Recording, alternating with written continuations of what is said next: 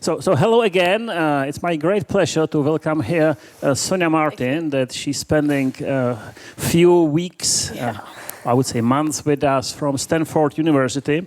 This cooperation is between CTU and Stanford University based on the center CENT. It's a center that we built at CIRC, and it looks on sustainable mobility networks and things that we covered today. Clearly, you see a few logos there. We don't have to advertise much Stanford. Well, you will do it. You will do it yourself. You will tell us what's live on the West Coast now. You might not know LIMES, which is the Laboratory of Intelligent Mobility and Energy Systems for Sustainability, built under the Faculty of Electrical Engineering. And as I said, also CENT is included in this talk. The effort is to go together, striving in new modern ways how to optimize energy usage, and not only electricity, also heat and other sorts. So I'm really glad that we have Sonia here. I'm really glad that she will show us what's here. The talk will be recorded. So if you have some questions, just wait for the mic, that you'll be on the mic, not only the picture, but also your sound. And I give the floor to Sonia, and we are really happy to have you here. Thank you. I'll get started. So today I'm going to talk about EVs and the grid, giving an overview of managing infrastructure strain, vehicle-to-grid potential, and emissions. But today we're going to focus on the vehicle-to-grid potential part. But first, I get to introduce myself. So I am from California in the United States, and very specifically, I've lived for most of my life in the San Francisco Bay Area. So this is zoomed in on this part here. I grew up in Pacifica, California, which is this little town on the ocean. I grew up a 5-minute drive from the beach. And Pacifica is known for very pretty beaches, but also the Taco Bell, which is the American fast food chain that's on the beach. And people come there, and they also serve alcohol. And it's, anyway, very exciting. But you can remember it for its beautiful beaches as well. I received my bachelor's in mechanical engineering at University of California, Berkeley, which is across the bay. It's what's considered in the East Bay. And then directly following my bachelor's, I moved to Stanford, which is kind of on the peninsula or South Bay, and am about to complete my Ph.D. in mechanical engineering in the Stanford Sustainable Systems Lab. Kind of have this rundown again very briefly, and another thing I would like to mention that's also relevant today is during my PhD, I completed an internship at the Volkswagen Group of America looking at energy systems. And so today, I'll kind of tie in those collaborations between automakers and academic research groups in hopes of advancing EV and vehicle-to-grid adoption. So in general, my research goal is to plan for a new future with seamless and resilient EV to electricity grid integration. To motivate the work that I do, we know that light-duty vehicles account for 16% of United States greenhouse gas emissions. And this comes from 28% of total emissions that are from transportation, and in the transportation sector, 57% of that from light-duty vehicles.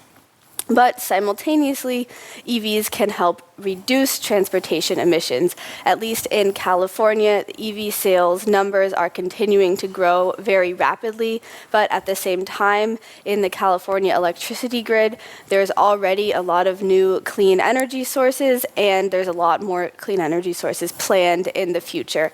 And this is not to mention a sizable chunk of stationary battery storage that is also going to help these clean energy sources actually be able to be viable for the grid.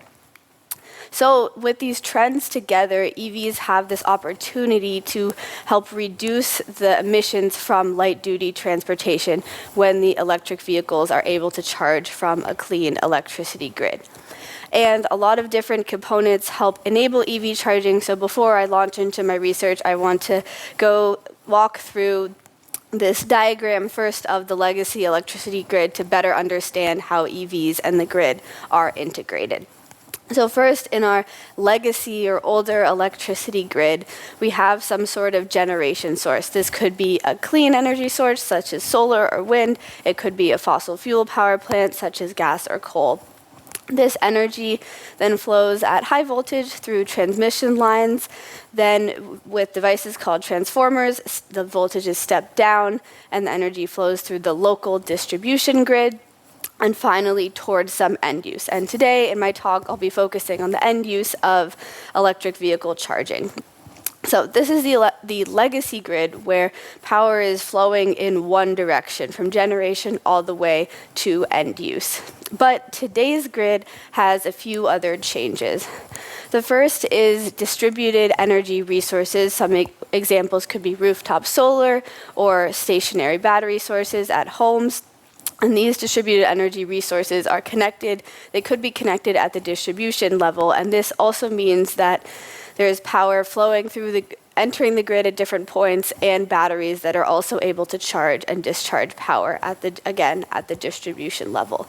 The second new change, which I'll focus on today, is vehicle-to-grid charging. I'll get into more details soon, but vehicle-to-grid charging allows the electric vehicles to act similar to batteries and discharge energy back to the electricity grid. So as you can see in today's grid, the power isn't just flowing in one direction. There's also some bidirectional flows at different parts of the grid. And so there are a lot of different challenges with scaling EVs as the grid evolves. I'm going to only focus on one today, but here, these few slides are kind of a broad overview of a lot of the work that I've completed in my PhD.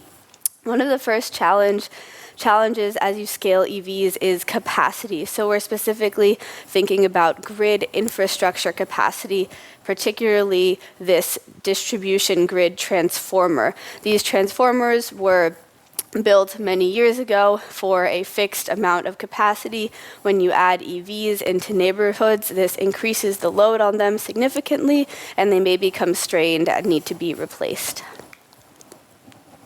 Another challenge is power. In general, we need to have the supply of power be sufficient for the power demand. So when we add many EVs to the grid, this increases the demand substantially, and we need to have the power to meet that at all times of the day. Emissions is also a problem, as I kind of talked about earlier. When EVs charge, in order for them to be true zero-emission transportation sources, they need to be charging from clean energy sources. If you plug in an EV and the grid is powered by coal, you're still going to have emissions released from EV charging. And so in my work in general, I help build simulations that make these solutions to help scale passenger EVs. And my work framework first starts with combining different models of the electricity grid with models of grid devices such as EVs or these transformers, batteries, or other distributed energy resources. With these models, I'm then able to analyze the impact of passenger EVs on the grid using data-driven techniques. And finally, with this analysis, I can put this together and propose solutions for electric vehicle charging control to help alleviate these grid impacts. And so today we're going to focus specifically on this power question. So vehicle-to-grid charging is this new technology that was, not around a long time ago, but now with new power electronics, EVs are able to discharge back to the electricity grid, and this has a lot of different benefits. Call it vehicle-to-grid charging or V2G power. And this new technology, implementing it and facilitating its adoption leads to many new research questions, two of which I will talk about today. The first is how can we facilitate economically feasible adoption of residential V2G, so V2G at individual family homes. And second, if you're trying to implement commercial vehicle-to-grid, where should these commercial V2G chargers be placed? So putting this back into the grid diagram here, we can look at both commercial charging, so maybe plugging in when you're at work, at school, at a store, etc., and residential vehicle-to-grid charging when you potentially have a V2G capable charger in your home. So I'm going to structure my talk today with both talking about residential and commercial V2G. I'll start with residential V2G. This is work that I completed as part of my Ph.D. at Stanford. So I'll start with that, and then we'll move into commercial V2G, which is work that I have been doing here at CTU. So to start with residential V2G, this section is about optimizing V2G charging under dynamic pricing, which I will explain soon. But first, I want to dive more into V2G and what are its benefits. So as I mentioned before, V2G allows the vehicle to discharge energy back to the electricity grid, and this has a lot of different benefits. First, it can help shave expensive peaks from home loads in the residential sense, and this basically allows home loads to only be used net at off-peak electricity prices or cheaper electricity prices. Secondly, V2G can help a vehicle participate in an aggregated demand response program. So this is when the grid is particularly strained, many vehicles start discharging back to the grid to help stabilize the grid, and this could have a direct payment for a customer if they are able to export energy at this time. V2G also can provide home backup power during an outage. This is sometimes called V2H or vehicle to home, and this has, I think, a lot of different benefits for a homeowner. The power doesn't go out in an outage, but so there's comfort, home productivity, your food doesn't spoil, etc. Definitely using your vehicle to help improve your quality of life and keep the lights on during a power outage.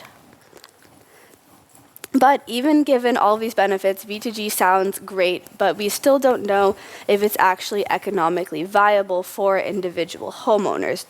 There's very high capital costs for these V2G capable EV chargers, and in addition to these capital costs, there are also very expensive installation costs as well.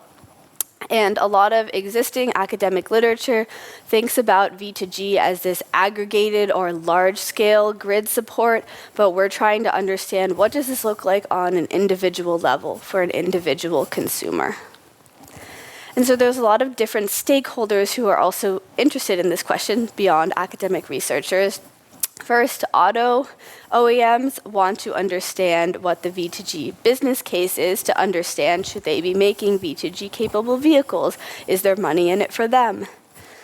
There's also EV aggregators, or these companies that manage multiple EVs at once. And they want to understand, is there flexibility in EV drivers? Is there willingness to participate in V2G? Can they get a cut of that money as well? And lastly, grid planners are also interested in V2G capabilities. They want to know, in planning the grid of the future, is this going to be able to replace stationary storage or not? How can they plan for a world with high penetration of V2G if it's economically viable? But a lot of different factors contribute to this question of V2G economic feasibility. And so today in my research, I will talk about 3 of them in particular.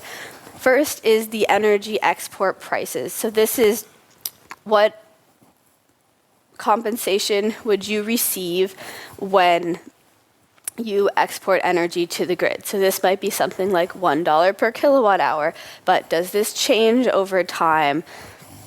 Is it higher or lower in magnitude? How much money you receive from participating in V2G is very important in this economic feasibility question. The second is charging behavioral patterns. As you can imagine, if you have an EV and you're out driving all day and some of the night and you're never home and able to charge or participate in V2G, your charging behavior might not be a good candidate for V2G.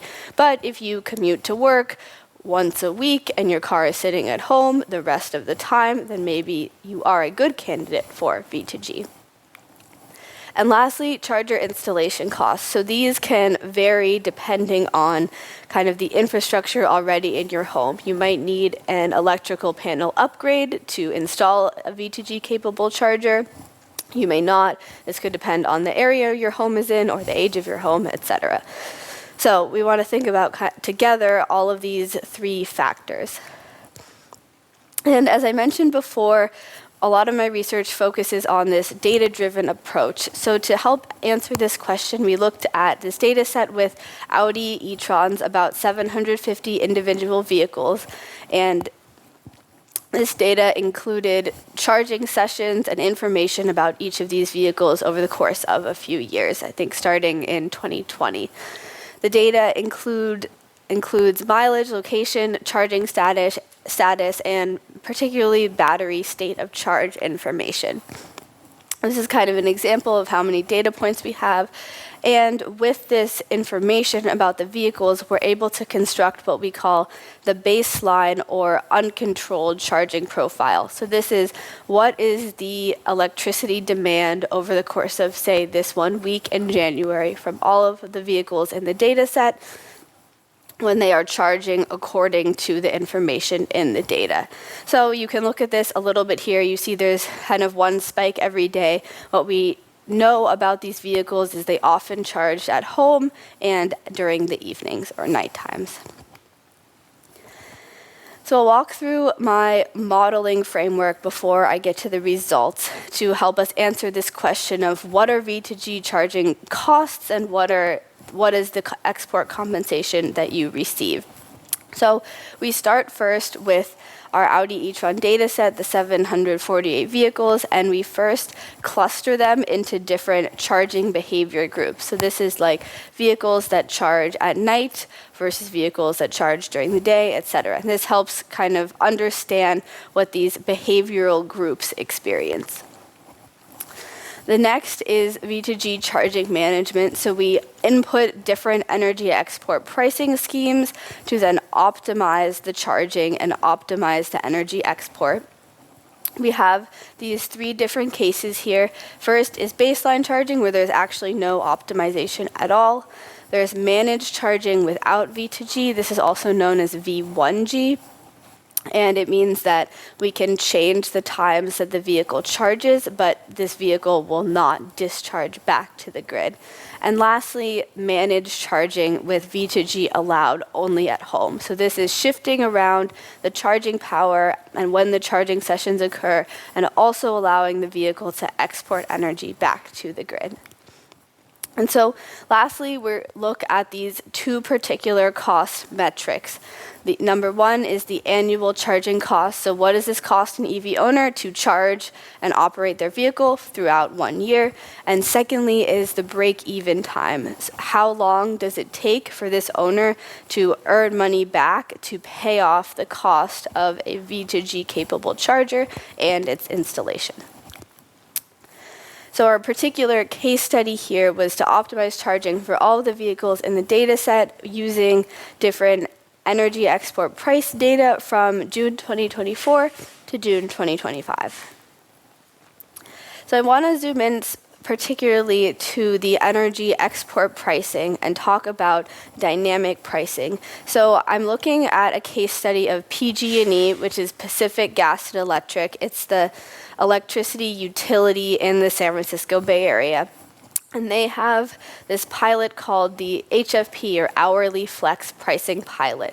And this gives different homes or also commercial businesses a dynamic price, so a price that the electricity price that changes every hour, that reflects the different grid conditions at that particular place and at that particular hour.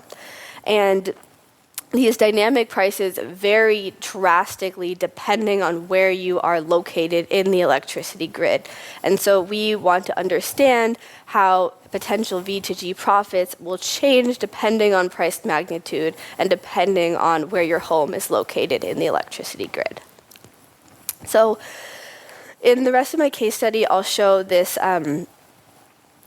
comparison between what we call two different circuits. And so PG&E calls these circuits just different locations in the grid. They keep this information private where these are located, unfortunately, but we do get data for them.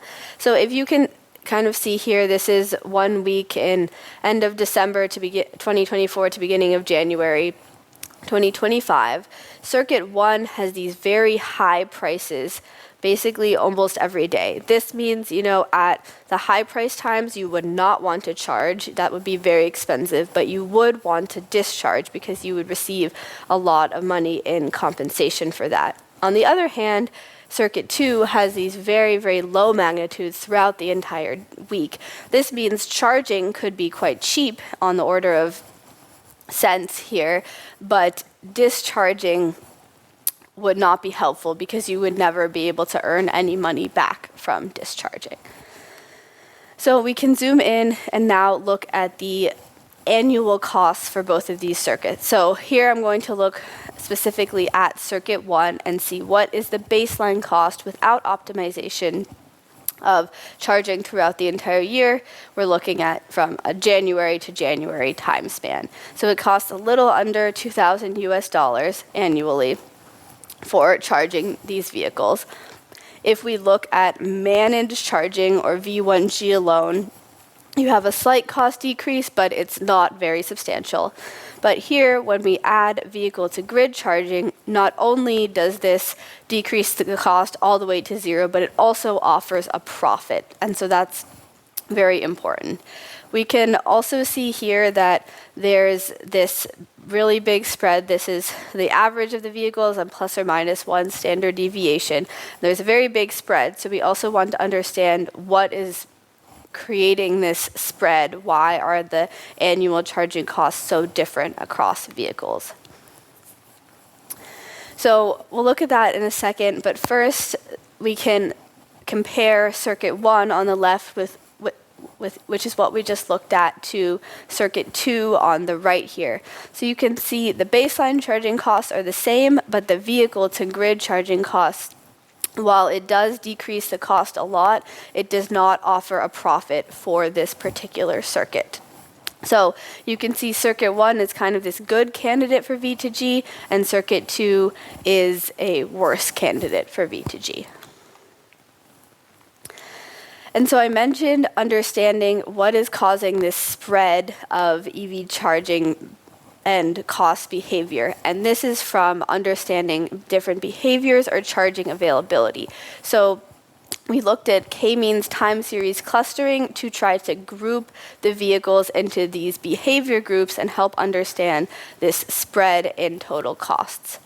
And so we came up with 15 different behavioral clusters. Most of them have this curve that kind of looks like this here, where the vehicle has access to a charger during the night and morning hours, and then is leaving the house and has lower access to the charger during the day. There's a few clusters that deviate from this, but this is the general pattern.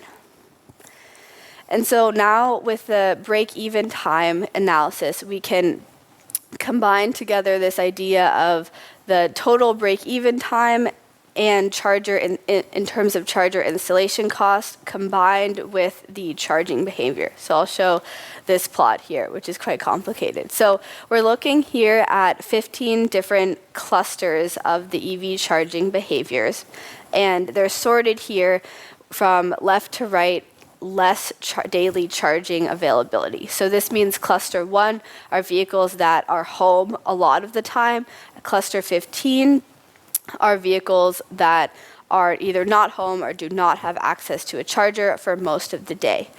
We're looking also at these different cases of capital costs, starting with low capital costs of almost $13,000, which is quite expensive, but it's still our low case. And so finally here on the y-axis, we're looking at the break-even time in years. So how many years will it take for an EV owner to pay off what they initially paid for the charger purchase and installation cost? So you can see here most of these chargers with clusters with low capital costs have a similar break-even time. The median is, between 2 and 5 years. So this is quite reasonable. But if you look at the case of medium capital costs, this also starts to change. Now, with medium capital costs, if you're in cluster 1, you will probably hit break-even time in under 5 years, but that's not guaranteed if you're in cluster 13. So this is showing us that as the capital costs increase, your charging availability behavior in the form of this cluster is affecting what your break-even time might be. And then lastly, this differences in clusters is also exacerbated when we look at this high capital cost scenario too. I think it's useful to compare this to the break-even time to 8 years, which is a standard vehicle warranty period. And if an EV owner is able to pay off this charger in 8 years, the standard lifetime of the vehicle, this makes sense. If it's much longer than 8 years, then this may not be viable. So as you can see here, these vehicles in cluster 13 are kind of clusters 8 and above. If their house means that they have a high capital cost, V2G may not be the right choice for them. On the other hand, vehicles in cluster 1 are going to pay off this charger in under 5 years, and so that is promising for V2G charging. So to conclude this section, what we've found is that different dynamic price magnitudes for energy export, charging behavior in the form of clusters, and the installation costs are all factors that influence V2G economic feasibility. We found that with the different circuits, Circuit 1 and Circuit 2, that dynamic price magnitudes are the most important factor in V2G annual costs and break-even time. In terms of charging behavior, it has a small influence on break-even time, but it's still non-negligible. And lastly, the installation costs have a moderate influence on break-even time. So the contribution of this particular research is to identify which customers could feasibly install V2G. And so this means this could help either automakers or utilities help reach out to these customers, let them know this is an option, help them install, instead of these entities reaching out to all customers and sort of targeting this technology at the wrong people. And by doing this, it kind of helps concentrate efforts and should hopefully help facilitate V2G adoption in a residential sense.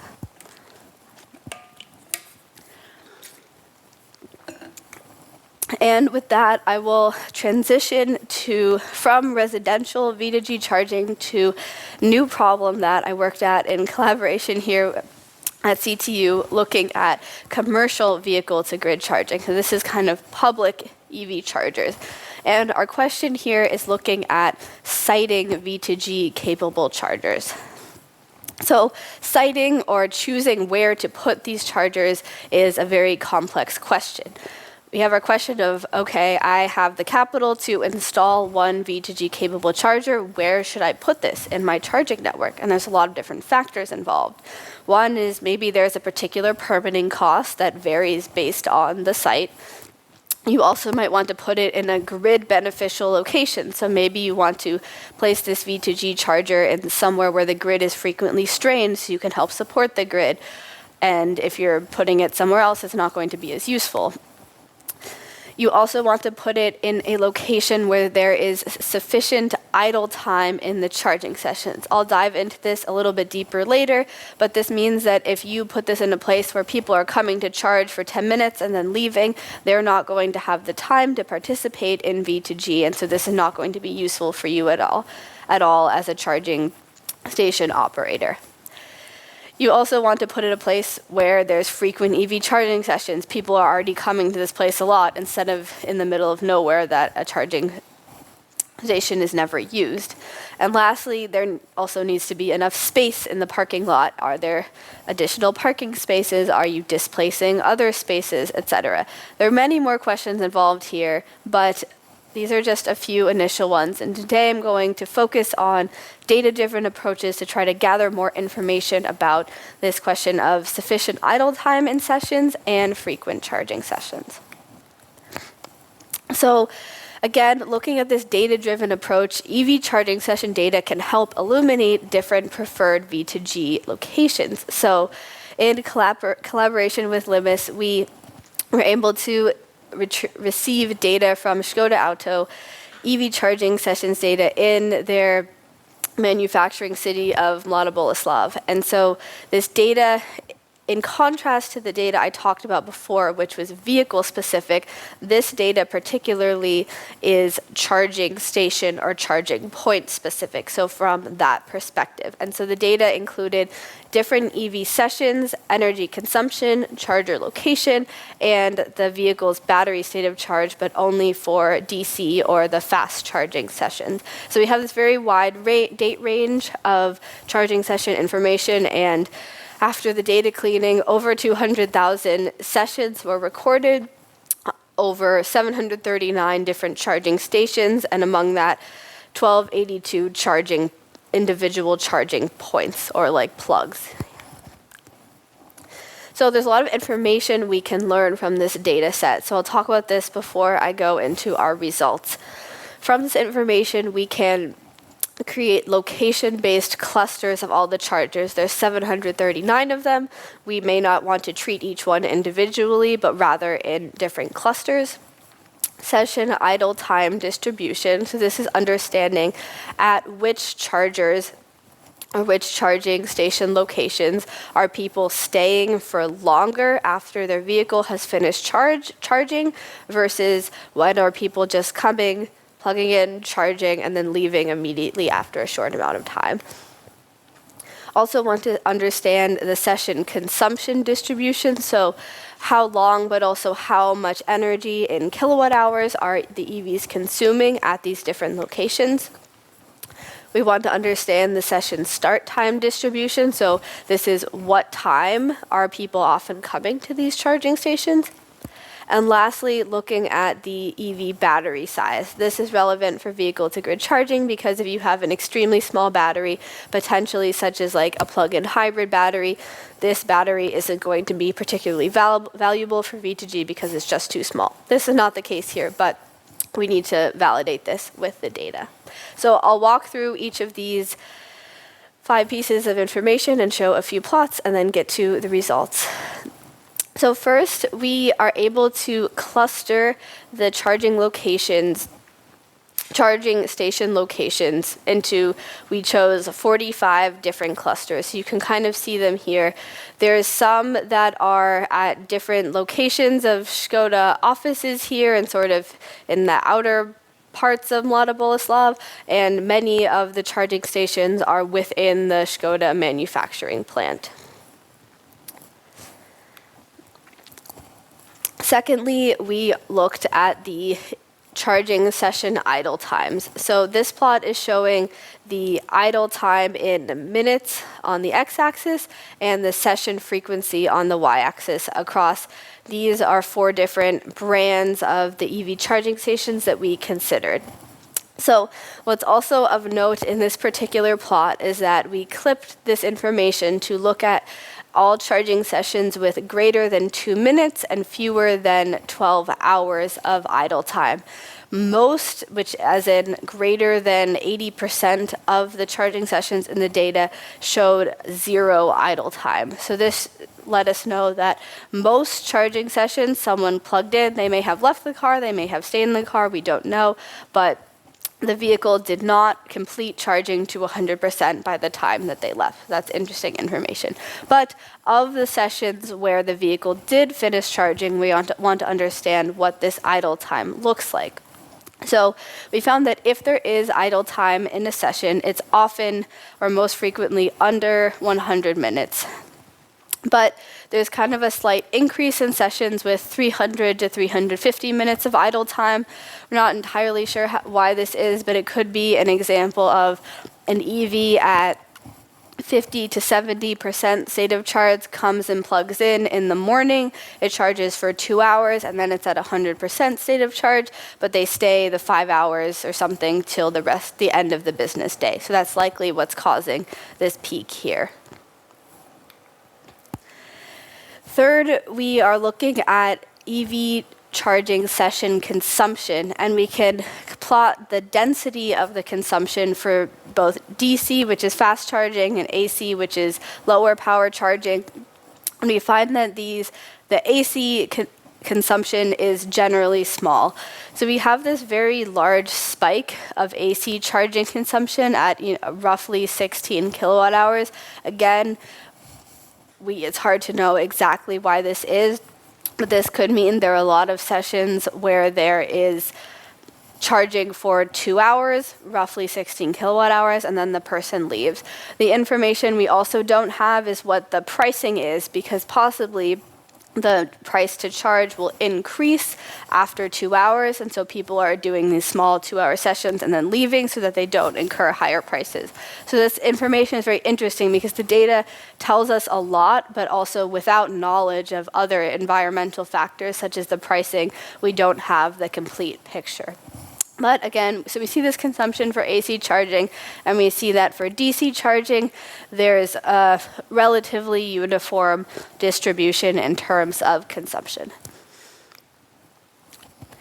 So for the fourth point, we are looking at the distribution of when the charging sessions begin.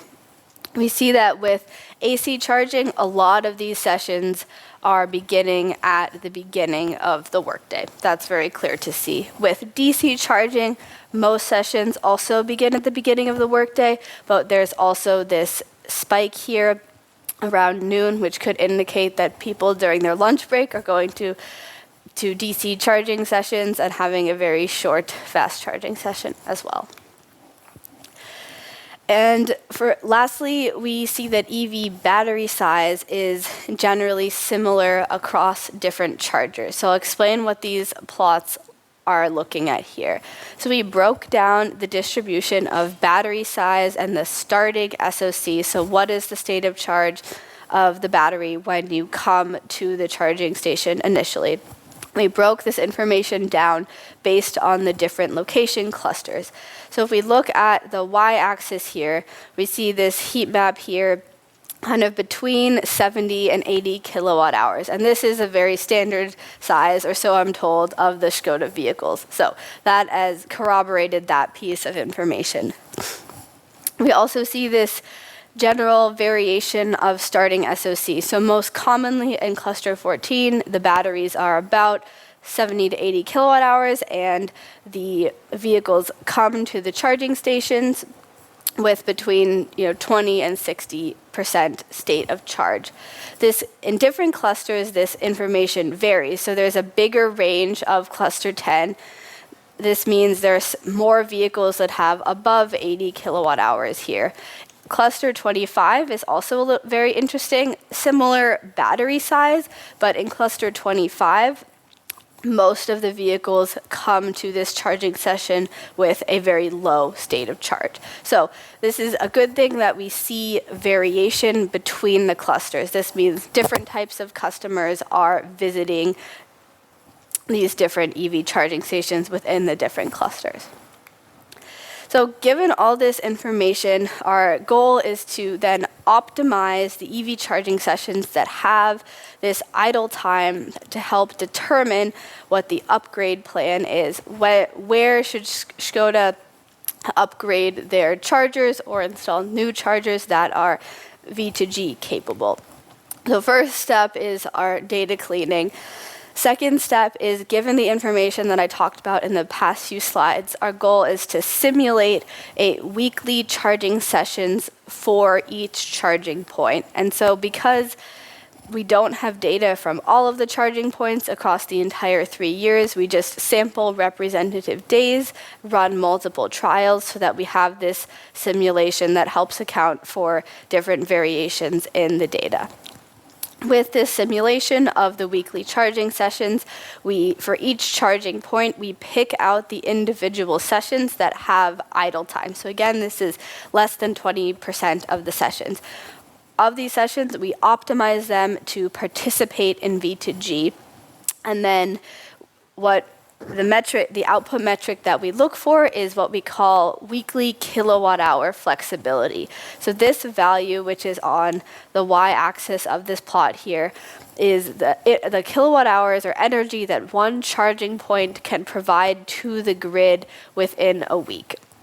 So this box plot is showing the results for all of the 45 clusters on the x-axis, summed across all of the charging points, and the box plot is a result of 100 different simulation trials. So what we see here is some of these clusters, such as cluster 40 here, has a fairly high weekly flexibility sum. So this is, most of these trial runs are above 40 kilowatt hours. This is quite good. In this one particular cluster, so just a few different charging points, they're able to provide 40 kilowatt hours to the grid over the course of the week, just with EVs coming to visit as they already were. Different clusters are different. Cluster 15, for example, really does not have any sessions with idle time at all, so it's not able to provide different kilowatt hour flexibility. So already here we're kind of starting to understand which clusters should we target if we want to add V2G capable chargers. So I'm also showing this plot again, but normalized by the number of charging points. So previously we were just summing kilowatt hour flexibility from all of the charging points of the cluster. Now we normalize so that this value is kilowatt hours flexibility per charging point in the cluster. So we have slightly different results. Our cluster 40 before shows very high promise in terms of the raw information, but what this is showing us, because this value is now much lower, is that although there's very many good candidates in cluster 40, there's also a lot of charging points in cluster 40 that are not good candidates as well. But here there's, cluster 42, cluster 16 show that on average there's a higher amount of weekly flexibility, kilowatt hours per charging point. And so lastly, there's a few more plots, but with this information, we can help understand how many chargers Škoda should upgrade and how this results in cumulative kilowatt hour flexibility. So on the x-axis here, we have the increasing number of charging points that you convert to V2G or bidirectional capable. On the y-axis, we're looking at cumulative kilowatt-hour flexibility. So a few things we can see here. First, after about upgrading 125 chargers, you don't add any additional kilowatt-hour flexibility. There's diminishing returns. You should not be paying for upgrading beyond this point. There's also a very rapid increase at the beginning. By upgrading just 50 chargers, you get most of the benefit. So that's very important, is understanding what does this curve look like. And this is information for Škoda saying, well, we recommend that if you have the capital to upgrade 50 of the most lucrative ones, but you should not be spending money to upgrade any of the rest of them. And finally, we can see this also back on our map. This plot is showing here the average number of chargers to upgrade in each cluster, given, hypothetically, capital cost to upgrade 50 different chargers. So if Škoda said, we have the funds, upgrade 50 different chargers, where should we do this? And so there's kind of some clusters we recommend upgrading up to 5. So this green one, I think this is our cluster 40 from before right there. Some of them are kind of between 2 and 5. Most of them are quite small. On average, across the trials, 0 to 1. So we would say probably do not upgrade any chargers there. But here we're showing, here are these clusters specifically where we think if you're going to upgrade or install a new bidirectional charger, where should you do this and how many chargers should you install? So we have different conclusions here that we talked about today. So first, our idle time. So we looked at how 80% plus of the sessions do not have any idle time at all. So since there in general are very low numbers of elapsed idle time, that means in general there's sort of few opportunities for V2G right now in Mlada Boleslav. This could change if we add different thresholds on the charging session, people want to charge to 100%, but what if we said, well, you can charge to 80 or 90, but we'll also give you some money for that? Then you have a little bit of flexibility additionally to participate in V2G. Second, we are looking at these locational clusters, and we do see a substantial variation in terms of the weekly sum of kilowatt-hour flexibility. And lastly, looking at charger upgrades. So very quickly on this curve, after 20 to 50 roughly charger upgrades, there are these diminishing returns on how many chargers to upgrade. And this is kind of a result that many of these chargers are very underutilized. There's not a lot of charging sessions. And so the contribution of this work is looking at identifying which of these clusters of chargers would be most effective if they were upgraded to V2G capable chargers, or if new V2G capable chargers would be installed in these locations. Okay, almost done. But lastly, I will talk a little bit about just my time here. Here's a little picture of us visiting Skoda Auto. The weather was quite bad, but we did get to see the solar panels on the roof there. And a lot of these kind of benefits, as you could probably see from my short visit here, was first data sharing. So we have, there's some data available to me throughout my PhD, but this data set that we got was quite comprehensive. And there's also a lot of public information from other local and EU sources, and I think this is valuable in terms of sharing because this data can be used with both CTU and Stanford modeling. There's a lot of what we call cross-pollination between different policies across the two different countries and EV implementation. I think in California there's very aggressive policies to increase the sales of EVs, but I will say there's not a lot of motivation for vehicle-to-grid charging. But I know in Europe that's being studied a little bit more and might be adopted a little bit faster.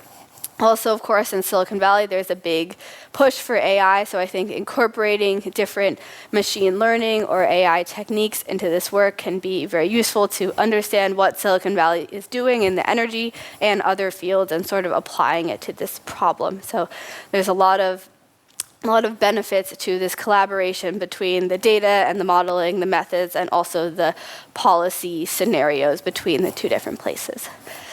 So lastly, I like to end with just a kind of overview or wrap-up of who can use these solutions and how is this valuable to different stakeholders. So selecting a few, there are definitely more, but the first is electricity utilities.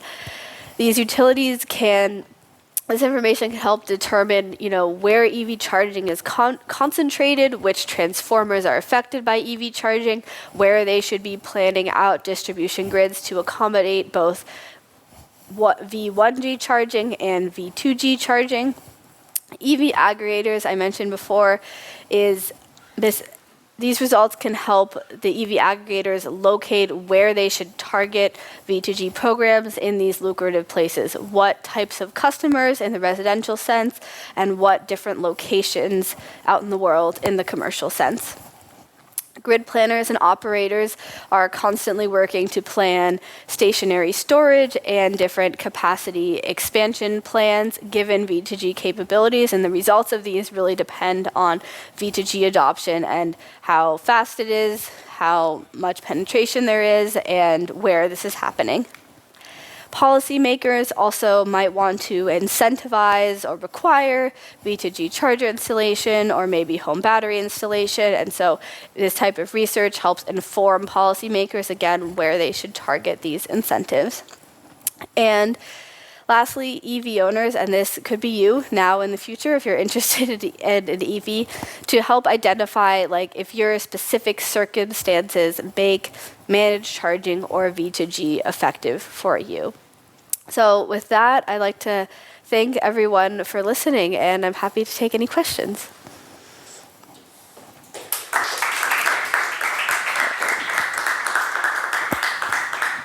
Brilliant.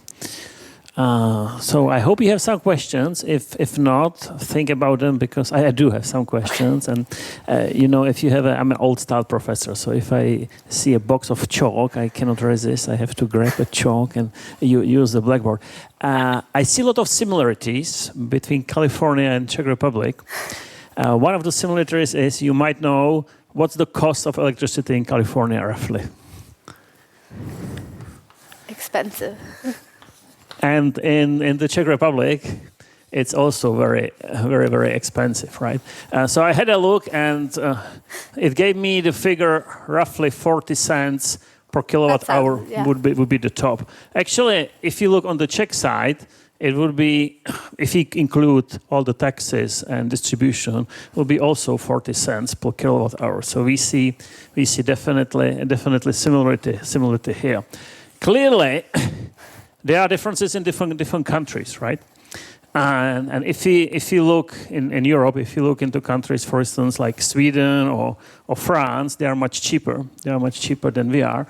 In the US, if you look into like Texas or maybe Virginia, I'm trying to see all the differences. In the US, they have always 2-letter abbreviations. In Europe, we're trying to be different. So, how would you see the difference between the different states in the US into your research, which actually can translate into a difference in Europe, because we have different approach here as well. And it's also linked to the fact that in Europe we have some countries they do like electric vehicles. Like Sweden, they are absolutely up for it. If you look into France, they are not so much up to it, right? California is very pro electric vehicles, but if you look into states that are into coal or wind, they are not so much into it. So there's one question, and then I have a technical question, because of course we all know that we here operate at 50 hertz. And you operate at 60, you always want it to be better, right? on the voltage, it's different, right? We are in 230 and you are in 120. If you see, especially here, if you see some difference in the systems in the two continents, and then it will be your questions, and I will ask no more, and I return chalk here.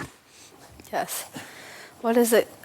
But yes, the answer, I mean, in terms of prices, there are definitely big variations in electricity prices across the United States. That's what I'm familiar with, and I think that's very true. I think there's many reasons for this, one of which is the energy mix. And for example, California, Arizona, the southwestern United States is very strongly solar dominant. And so once those solar plants are installed, the energy can be quite cheap. And these places are able to run in the middle of the day on very close to 100% solar, or at least 100% clean energy. But at the same time, these grid infrastructure costs are pretty varying. So I think California and western United States have sort of infrastructure issues. They also are prone to a lot of wildfires there, and so people are trying to strengthen and harden the grid so that there's not issues in wildfires. And so this, as far as I'm aware, these costs of upgrading the infrastructure get passed down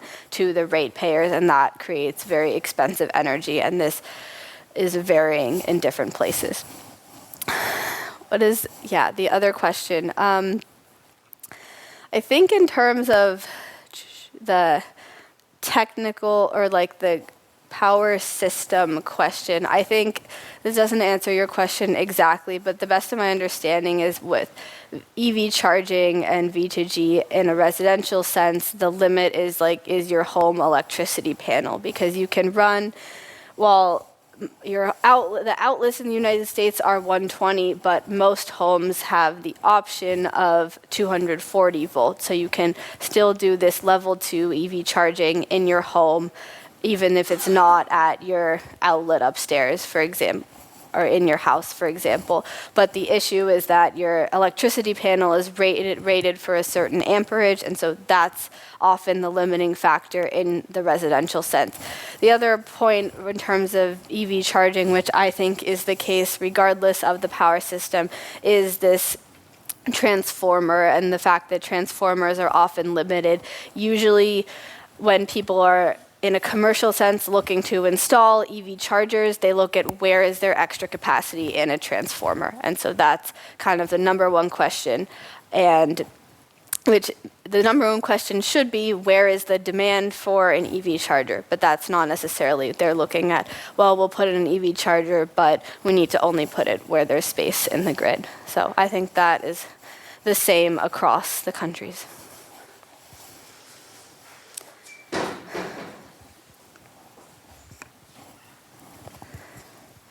Hello, thank you for a very interesting presentation. I would have a question which area has higher potential, the residential or commercial application of the V2G?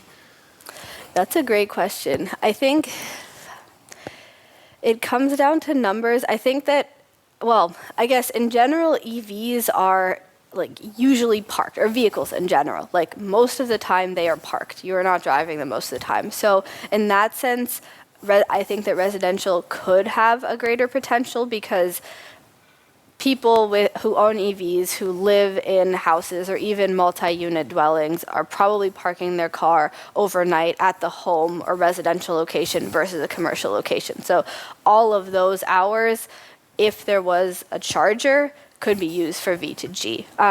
I think the only other kind of nuance to your question is it depends on the grid mix and where is the grid strained. So in California, there's this thing called the duck curve. Basically, hours of 3 to 6 p.m., the grid is very strained. So maybe people are still out, and actually, in that sense, commercial V2G is more helpful for the grid. But if that's not the case, and if there's places in the grid where it's more strained overnight, then the residential would definitely be more useful. So I think it's kind of number one is where the EVs are located, and secondly, how does this help the grid, and what does the grid mix look like in that area? Okay, thank you.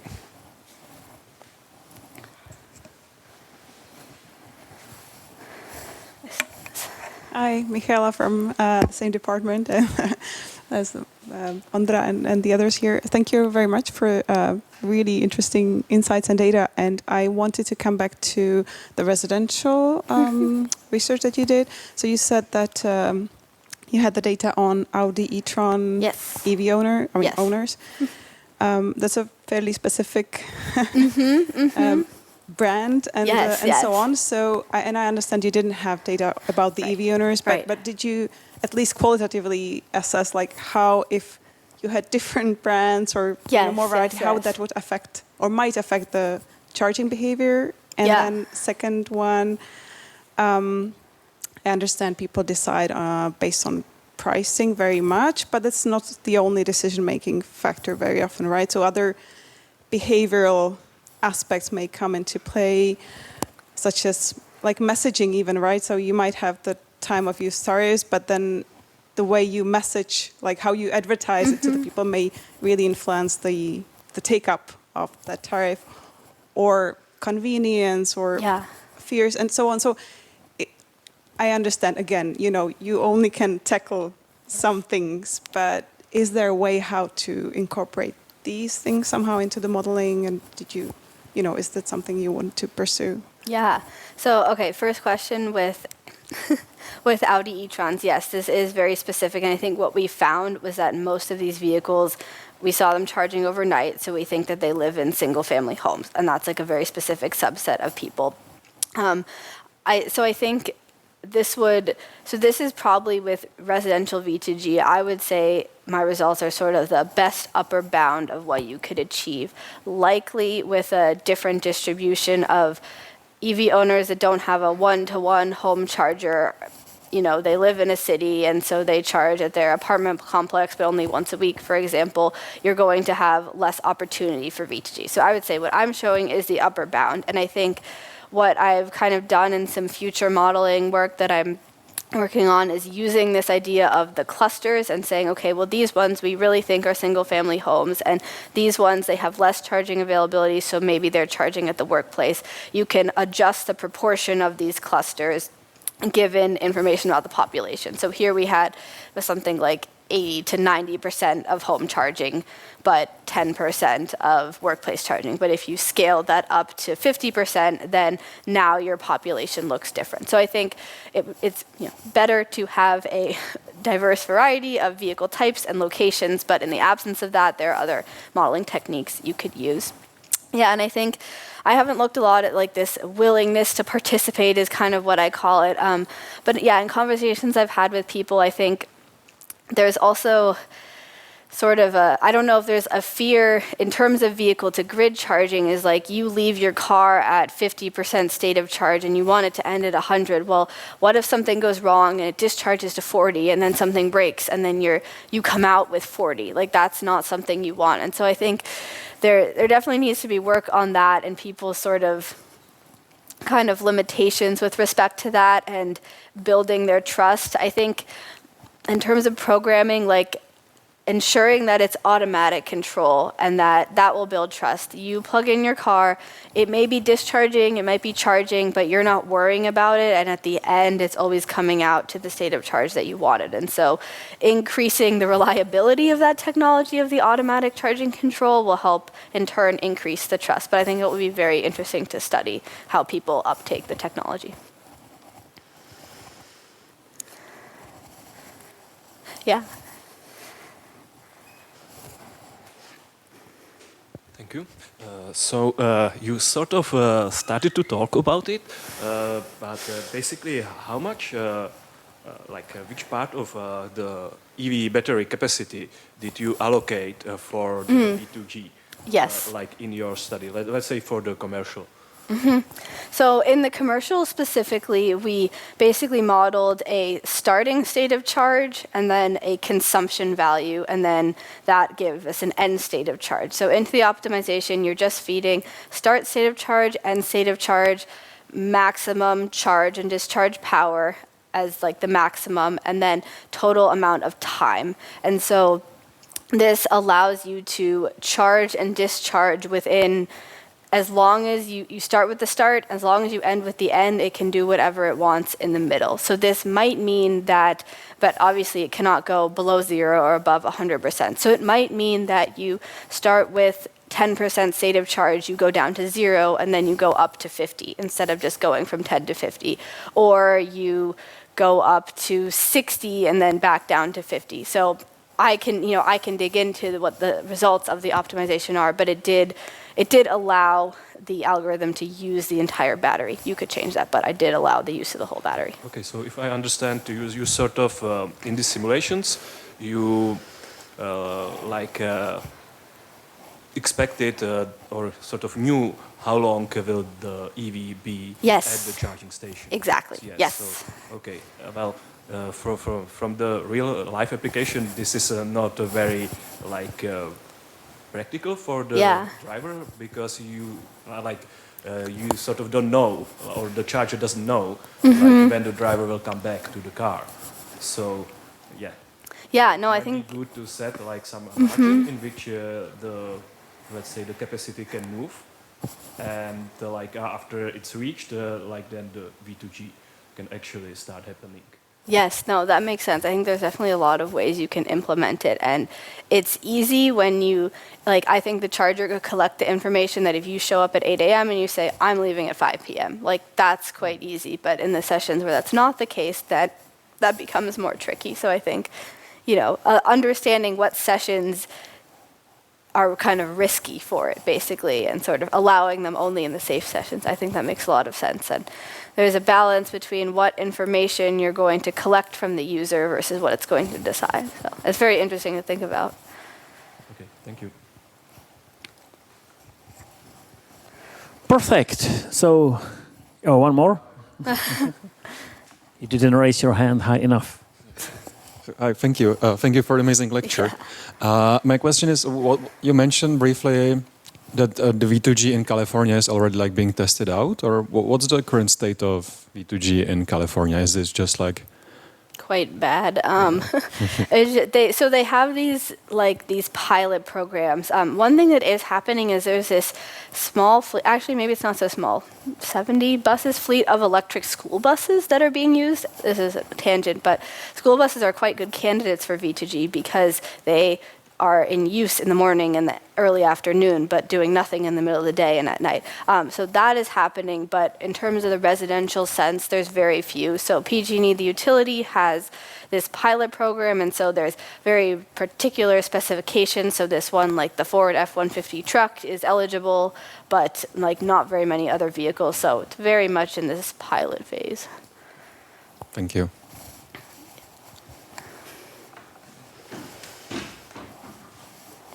So let us thank again Sonia for her work and the presentation. Thank you for coming. Clearly, you're here for the next 6 days, so you still have time to interact. So if you have some more questions, you're more than welcome, and we're happy to see other results of the cooperation. So thank you. Thanks so much.